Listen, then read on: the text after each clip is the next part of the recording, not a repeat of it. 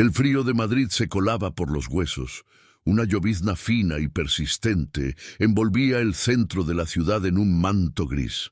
El aire olía a asfalto mojado y a la melancolía del invierno. La Plaza Mayor, normalmente bulliciosa, estaba casi desierta. Sus arcos antiguos reflejaban las luces opacas de las farolas. La única presencia notable era una figura encorvada en un banco de piedra, oculta bajo una manta desgastada.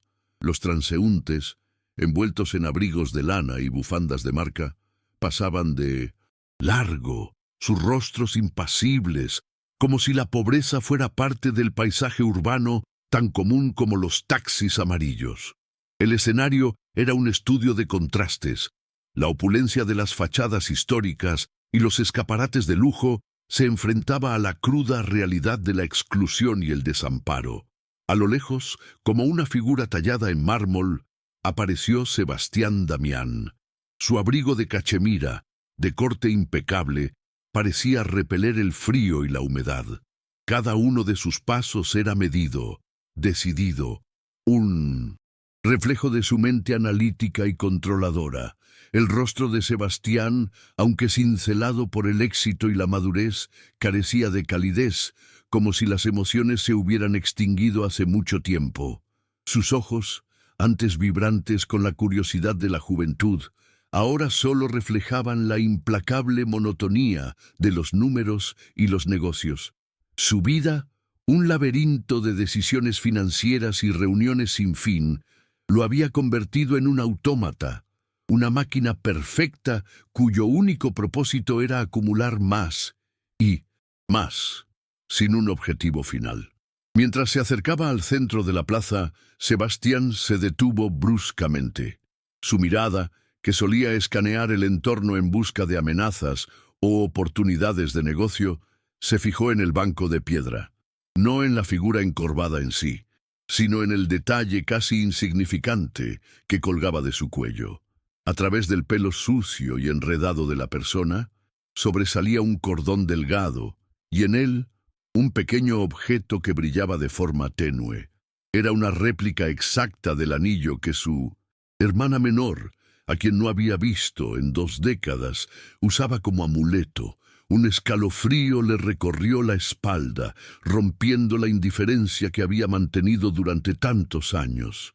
La familiaridad de ese objeto era como un puñetazo en el estómago, un recordatorio de un pasado que había intentado enterrar bajo una montaña de trabajo y dinero. La figura en el banco se movió, revelando a una joven de apenas 19 años, visiblemente embarazada de gemelos. Su piel estaba pálida y agrietada por el frío, y sus ojos, de un azul tan profundo y puro que parecía reflejar un pedazo de cielo, estaban cerrados por el agotamiento.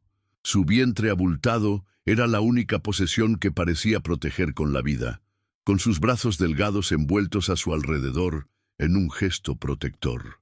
La llovizna se había acumulado en las lágrimas que habían marcado su rostro, una mezcla amarga de dolor y resignación. Y a pesar de todo, de la suciedad y el abandono, había en ella una luz, un resplandor de esperanza que se negaba a extinguirse. Era la pura inocencia enfrentándose a la crueldad del mundo, un contraste que Sebastián, en su mente lógica, no podía comprender. La escena era un cuadro de desolación. La multitud, ahora un pequeño círculo de mirones, observaba desde una distancia segura. Algunos tomaban fotos, otros grababan con sus teléfonos, pero nadie se atrevía a intervenir. La indiferencia social era tan palpable como el aire gélido.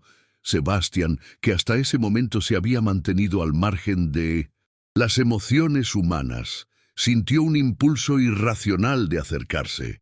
Ignorando su reloj suizo y la reunión que estaba a punto de perder, dio un paso adelante. No era compasión lo que lo impulsaba, sino una mezcla de curiosidad, reconocimiento y una culpa latente que había reprimido durante toda su vida. El gesto que inició la transformación fue simple y significativo. Con una mano que rara vez tocaba algo que no fueran pantallas táctiles o documentos de negocios, Sebastián levantó la manta y tocó suavemente el hombro de la joven. En ese momento, el mundo de la Damián Tech, de los miles de millones y de los tratos millonarios, se desvaneció. Solo existía el frío de la mañana, la vulnerabilidad de la mujer y el misterioso anillo. Ese simple contacto fue un puente entre el pasado y el presente, entre la frialdad y la compasión, un gesto que conectó un alma solitaria con una vida llena de dolor. ¿Te está gustando esta historia? Deja un like y suscríbete al canal. Ahora continuamos con el vídeo. Ana Sofía se despertó con un sobresalto, sus ojos azules, de un color que recordaba el mar de un verano lejano, se abrieron con desconfianza. El rostro de Sebastián, impecable y distante, la alarmó más que cualquier amenaza. Su instinto la hizo encogerse como un animal herido. Con una voz quebrada por el frío y el hambre, murmuró: ¿qué quiere? El desamparo en su voz fue un eco del pasado de Sebastián, un eco de la voz de su hermana, la última vez que la escuchó antes de que se fuera. Él se agachó a su altura. El contraste entre su traje de miles de euros y la ropa andrajosa de ella era brutal. Él no respondió de inmediato, simplemente se quedó mirando el pequeño anillo de oro que colgaba de su cuello. Con la voz baja, casi inaudible, preguntó: ¿de dónde sacaste ese anillo? La pregunta de Sebastián activó una serie de recuerdos dolorosos en la mente de Ana Sofía. Sus ojos se llenaron de lágrimas al recordar a su madre, la mujer que le había dado el anillo, la única persona que la había protegido en su corta vida. Con cada palabra, la historia de su sufrimiento se desplegó, como una flor marchita que se abre para mostrar su interior. Su madre, una mujer fuerte pero con una salud frágil, había huido de casa de sus padres en España para vivir en Italia. Allí se había enamorado, había tenido una hija, y después de un tiempo, su marido la abandonó con la niña. Ella había trabajado sin descanso, limpiando hoteles y restaurantes, pero la vida en las calles le pasó factura. Murió en un hospital público sola, dejando a su hija en la calle con una única instrucción: buscar a su tío en Madrid. La revelación de que la madre de Ana Sofía era su hermana perdida cayó sobre Sebastián como una bofetada. Su mente analítica luchaba por procesar la información. No era una simple coincidencia, no era un plan de negocios, era la realidad, cruda y dolorosa. El fantasma de su hermana, a quien había abandonado 20 años atrás por una pelea familiar, se materializaba frente a él en forma de una joven desamparada y un anillo. Las lágrimas, un sentimiento que no conocía en años, brotaron de sus ojos. La culpa, reprimida durante tanto tiempo, se desbordó, inundando su alma de una amargura insoportable. Sintió un profundo arrepentimiento por no haberla buscado, por haberla dejado sola. El contraste entre su inmensa riqueza y su inmensa pobreza emocional se hizo evidente. Los miles de millones en su cuenta bancaria no podían comprar la felicidad o la paz. No, podían devolverle a su hermana. Al ver a la joven, se vio a sí mismo como un hombre vacío que había pasado toda su vida persiguiendo una riqueza material que no le había llenado el corazón. Ana Sofía, a pesar de toda la miseria, tenía una riqueza que él había perdido hace tiempo: la esperanza, la pureza y la capacidad de amar. Por primera vez en su vida sintió que su fortuna era una carga, una barrera que lo aislaba de lo que realmente importaba: el amor y la conexión humana. Sebastián, con la voz ahogada por la emoción, le pidió a Ana Sofía que lo acompañara.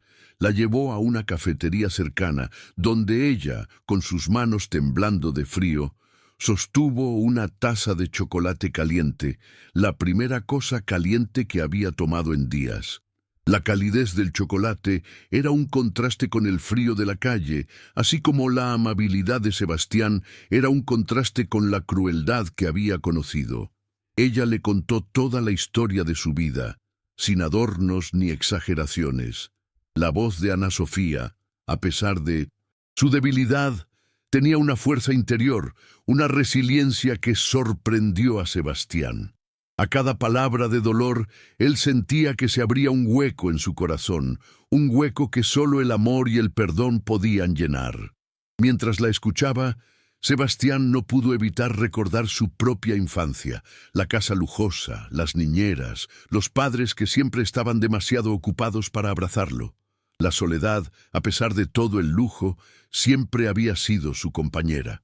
La huida de su hermana, su única amiga y confidente, había sido la gota que colmó el vaso.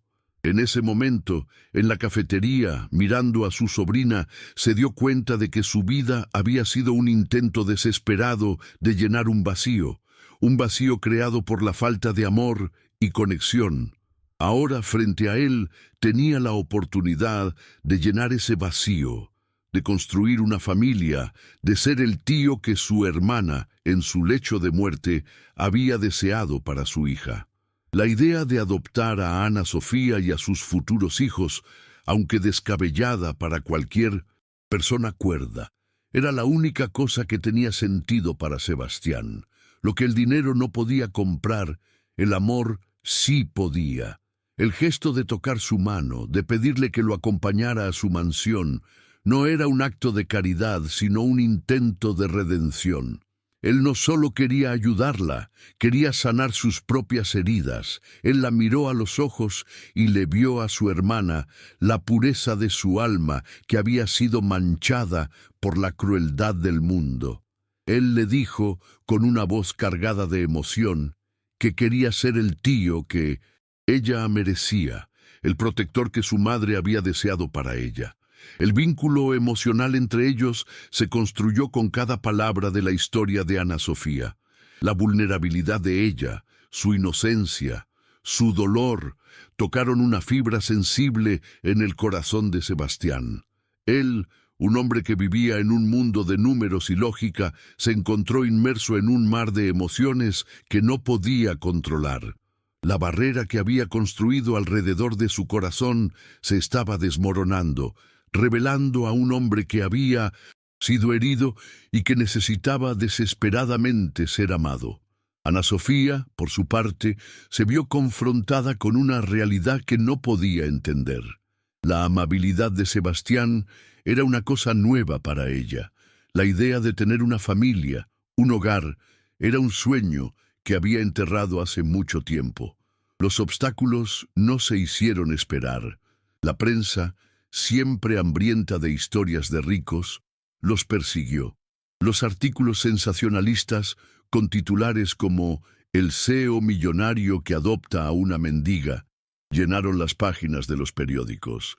La familia de su exesposa, que lo había abandonado por su frialdad, intentó desacreditarlo, argumentando que estaba loco, que la joven era una impostora, que la herencia estaba en peligro. Pero el mayor obstáculo fue el propio Sebastián. A pesar de su determinación, los fantasmas del pasado lo asediaban. La culpa por la muerte de su hermana, por no haberla buscado antes, se convirtió en una carga insoportable. Se sentía indigno de ser llamado tío, de ser el padre de esos niños. Ana Sofía también se vio afectada por los obstáculos. El lujo de la mansión de Sebastián, la atención de los sirvientes, la vida que él le ofrecía, era demasiado abrumadora. El miedo, un sentimiento que había sido su compañero constante, se manifestó de una manera nueva. Se sintió como un intruso, como un parásito. La idea de que su presencia era una molestia, de que no era lo suficientemente buena para esa vida, la atormentaba. El miedo, la inseguridad y la culpa la llevaron a tomar una decisión desesperada: huir. Una noche, mientras Sebastián estaba en una reunión, ella empacó sus pocas pertenencias y se fue. Sebastián regresó a la mansión y encontró el cuarto de Ana Sofía vacío. El pánico, un sentimiento que no había conocido en años, se apoderó de él. Su mente, que era un laberinto de números y decisiones lógicas, se vio inundada de miedo e inseguridad. Por un momento pensó en el dinero, en los negocios, en el caos que su desaparición causaría en la prensa. Pero luego, un pensamiento más profundo, más doloroso, lo asaltó. Había fallado. Había fallado en protegerla, en darle un hogar, en ser el tío que su hermana había deseado. Había vuelto a perder a la familia que apenas había encontrado. El dolor, el arrepentimiento y la rabia lo llevaron a la calle, a la búsqueda de la única cosa que realmente importaba. Las horas se arrastraron. La lluvia, ahora un aguacero, caía sobre él, empapando su traje, borrando la imagen de poder y control. Su apariencia impecable se había desvanecido, revelando a un hombre desesperado, un hombre que lo había perdido todo. Se detuvo en cada esquina, en cada banco de plaza, buscando una figura familiar. El mundo, que antes era un tablero de ajedrez donde él era el rey, se había convertido en un laberinto frío y sin salida. La soledad, la misma soledad que lo había acompañado durante toda su vida, regresó, más poderosa que nunca. El recuerdo de su hermana, de su risa, de su rostro, cuando se despidió de él, se hizo vívido. La culpa lo asfixiaba. Cada bocanada de aire era un recordatorio de que él era el responsable de todo. Si tan solo la hubiera buscado, si tan solo la hubiera perdonado, si tan solo no hubiera dejado que el orgullo y la ambición lo cegaran. Ana Sofía no era solo su sobrina, era la oportunidad de enmendar sus errores, de reparar el daño que él mismo había causado. Pero él había fallado, de nuevo. La búsqueda terminó en el Plaza Mayor, en el mismo banco de piedra donde la había encontrado. La lluvia torrencial caía sobre ella, su cuerpo encogido en una bola, sus sollozos, un lamento silencioso. Su rostro, marcado por el dolor y la humillación, era el reflejo de su propia desesperación. El miedo, la culpa, el arrepentimiento, todos los sentimientos que había reprimido durante toda su vida, se materializaron en una única imagen, la de una joven que había perdido la esperanza. Él se acercó lentamente, su corazón latiendo con una mezcla de miedo y alivio. Ella levantó la mirada, sus ojos, llenos de lágrimas, lo miraron con un dolor que lo atravesó. La conexión se restableció en el silencio de la noche.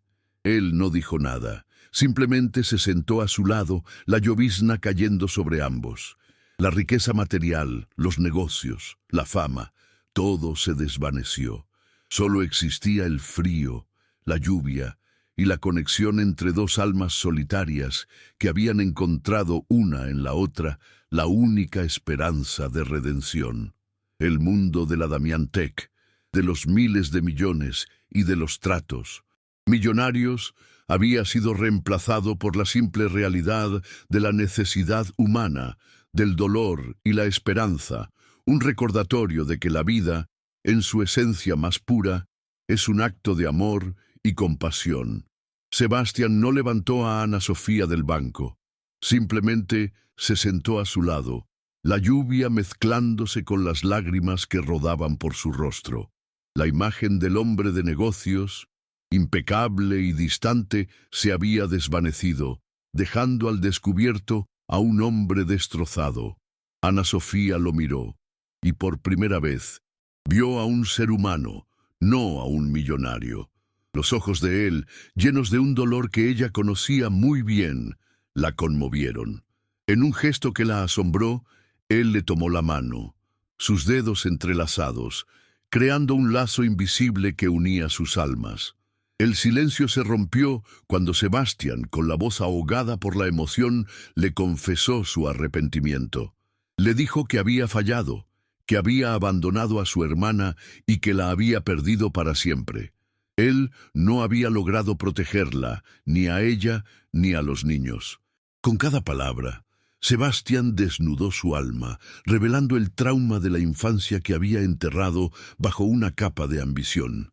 Le contó sobre la pelea con su hermana, sobre la culpa que lo había perseguido durante 2 décadas.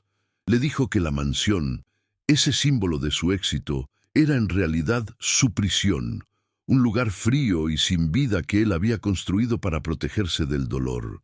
Pero ahora, con ella, con los niños, la mansión ya no era una prisión, sino un hogar, un refugio donde podía ser él mismo, sin el disfraz de CEO.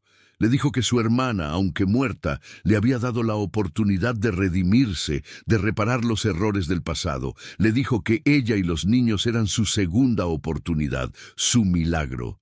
Ana Sofía, con lágrimas en los ojos, lo abrazó. Era la primera vez que la abrazaban, sin segundas intenciones, sin un toque de lástima. El abrazo era una declaración silenciosa, una promesa de amor incondicional. La lluvia, que antes era fría y opresiva, ahora parecía una bendición, purificando sus almas. Ella le confesó sus propios miedos, sus inseguridades, el sentimiento de ser una intrusa en un mundo que no era el suyo. Él la escuchó, la consoló, y le dijo que no importaba el pasado, que lo que importaba era el presente, el futuro, la familia que estaban a punto de construir. Le dijo que la amaba, no solo como a su sobrina, sino como a su propia hija. Le dijo que, a partir de ese momento, serían una familia. De repente, un dolor agudo la hizo jadear. La contracción fue tan fuerte que casi se desmaya. Era hora. Sebastián, que hasta ese momento había mantenido la compostura, entró en pánico. Se levantó, la tomó en sus brazos y corrió hacia su coche. El miedo se había apoderado de él, el miedo de perderla a ella también. La llevó al mejor hospital de Madrid, donde la esperaban en la sala de partos. Él se sentó en la sala de espera, su corazón latiendo con fuerza, sus manos temblando. Las horas se arrastraron, cada minuto una eternidad.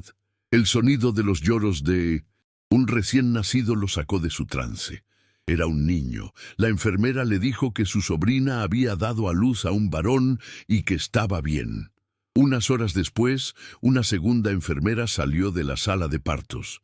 Era una niña.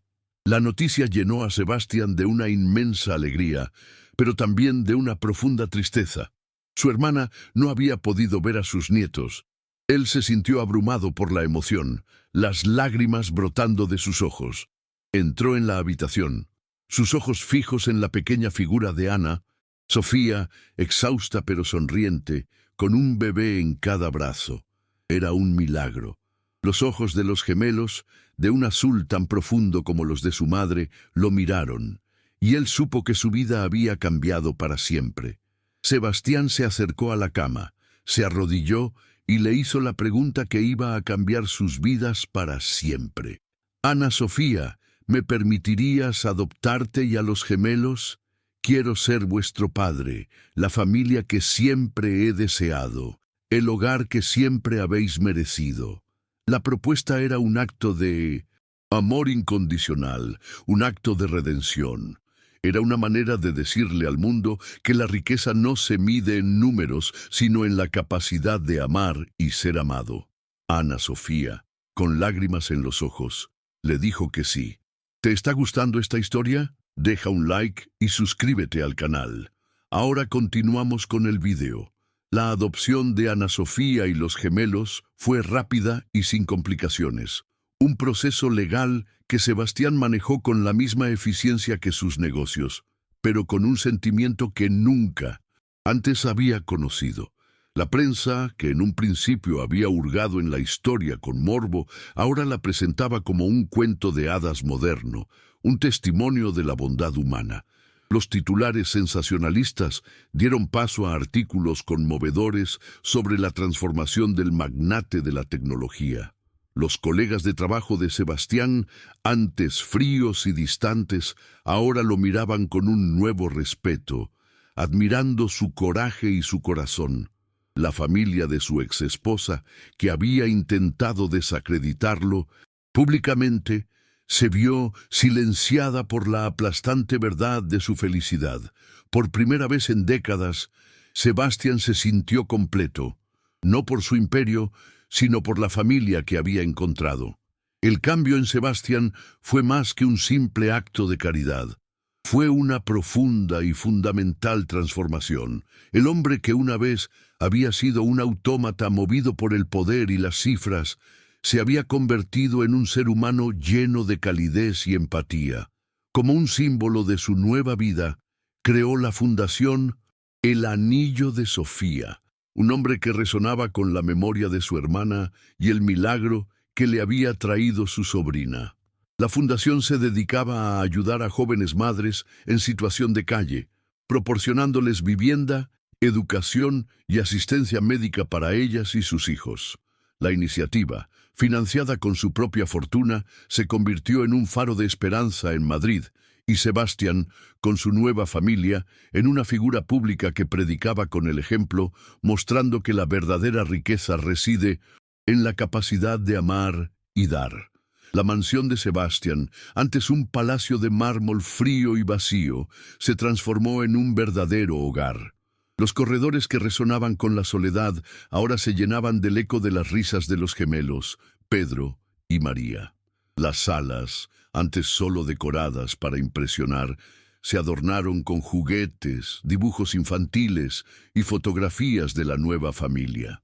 Sebastián, el hombre que una vez fue un fantasma en su propia casa, ahora era un padre presente. Sus reuniones de negocios se acortaban para llegar a tiempo a la hora del cuento, y las cifras de sus empresas ya no eran tan importantes como los primeros pasos de sus hijos. Ana Sofía, que había creído que su vida estaba destinada a la miseria, finalmente encontró la paz, el amor y la seguridad con una luz de esperanza que brillaba en sus ojos. El desenlace de esta historia no fue un final, sino un nuevo comienzo. El milagro de Madrid, como fue apodada la historia, se convirtió en un recordatorio de que la vida, a pesar de sus tragedias, siempre ofrece la oportunidad de la redención. El perdón, la compasión y el amor se revelaron como los verdaderos tesoros, más valiosos que cualquier fortuna material. La historia de Sebastián y Ana Sofía se convirtió en una leyenda urbana, un relato de un hombre que lo tenía todo y que encontró la verdadera riqueza en una joven sin nada. La lección de la historia era clara. La familia no se construye con lazos de sangre, sino con actos de amor, bondad y un compromiso incondicional de cuidarse mutuamente. ¿Han hecho algún gesto de bondad que cambió una vida? Dejen un corazoncito si creen que el amor es más poderoso que cualquier riqueza. Suscríbanse para más historias de segundas oportunidades. Comenten, el amor no tiene precio, si ustedes también creen en la bondad humana.